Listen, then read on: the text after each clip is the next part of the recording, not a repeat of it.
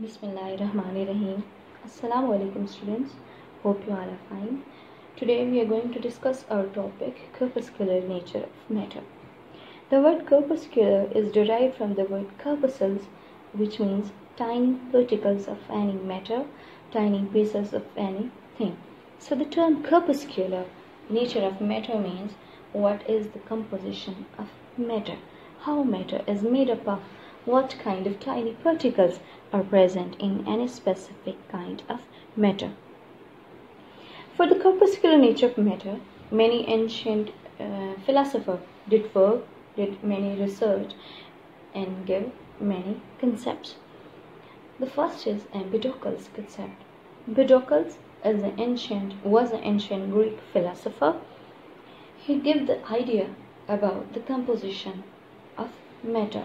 He thought that all materials are made up of four things called elements. One is earth, air, water, and fire. It means that Empedocles thought that all the matter in this universe is made up of four things, and he named these things elements. These things are earth, air, water, and fire. The next is Plato concept.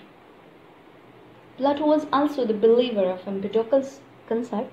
He adopted Empedocles' theory and coined the term elements, and he also described these four substances. It means Plato worked on Empedocles' theory, and he explained more Empedocles' concept, and he did a lot of work, a lot of research on this concept. And he coined the term element, means he again explain the term element and many other matter. The next is Aristotle concept. Aristotle was the student of Plato. He also adapted the concept of four elements. He did a lot of work and introduced the idea that elements can be differentiated on the basis of properties such as hot versus cool and the wet versus dry. It means Aristotle was also the believer of four elements, but he gave idea that elements have different properties and they can be differentiated on the basis of these properties. For example, if we are going to differentiate between the water and the fire, we can say that fire is hot and water is wet.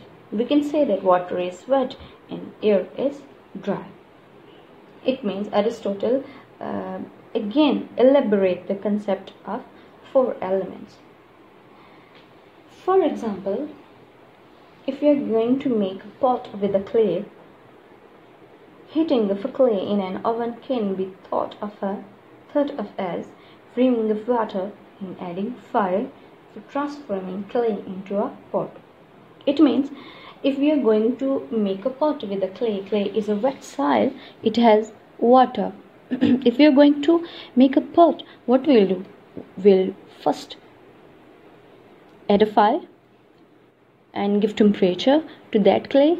It will remove the water from the clay and it will turn that clay into a pot by removing the water and adding fire.